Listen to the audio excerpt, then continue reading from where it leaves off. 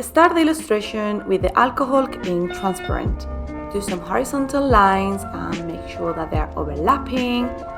I'm also using the ink liner soft, and I'm gonna fill it up half of the paper, and I'm gonna make sure that the lines they are overlapping.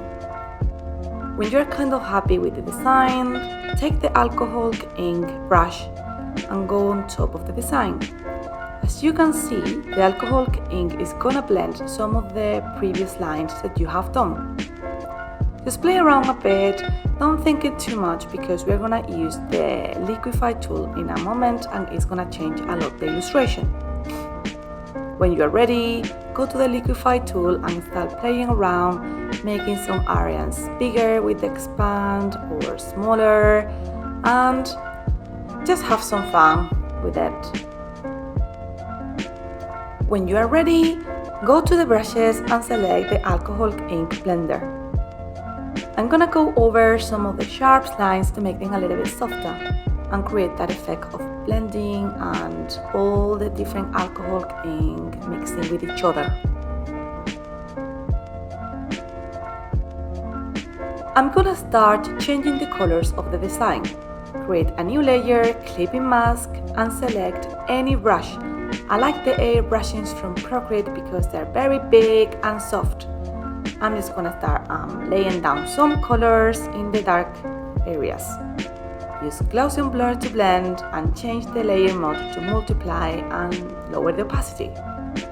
I'm gonna create another layer, clipping mask, and I'm gonna go with the light colors. Same process, choose the parts that you want to be light, Gaussian blur, and change the layer mode to overlay and lower the opacity. You can choose any layer mode that you like, but that's the one that it works with my colors. Go to the smudge tool and select the alcoholic ink soft blender. I'm gonna blend the bottom of the illustration. Now I'm gonna add some alcoholic ink drops. Go to the fluid textures and add some drops at the bottom where the colors are very light. I'm gonna add also some drops in the other parts of the illustration. So I'm gonna select the alcoholic ink hard edges and I'm gonna add some more drops at the top. Use a very light color, otherwise you won't be able to see. I'm gonna also use the liquify tool again to just merge these drops with the rest of the illustration. I like to use the expand tool to some of the drops to make the lines join together. Add a new layer and we're gonna add some glitter.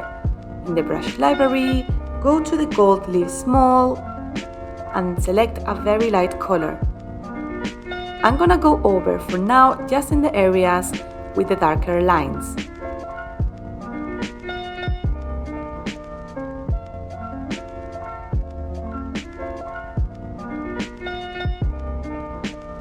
Now use the glitter fine to add some more fine glitter around those areas. When you're ready with this, use the glitter spread to add even more glitter to some of the other spaces. I always tend to add glitter in the darkest area. And now we are done. I hope you like it.